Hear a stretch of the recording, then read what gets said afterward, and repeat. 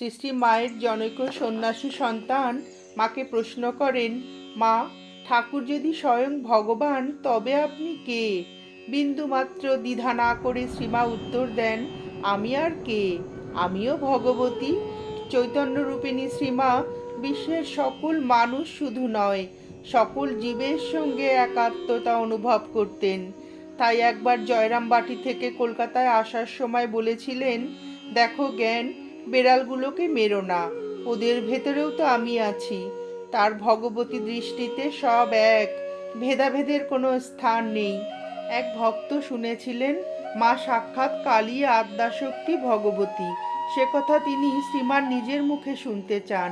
তিনি শ্রীমাকে বলেন, তোমার কথা যা শুনেছি তা আমি বিশ্বাস করি, তোমার নিজের মুখেই শুনতে চাই, ও কথা সত্য কিনা। শ্রীমার কণ্ঠে উচ্চারিত হলো, হ্যাঁ সত্য।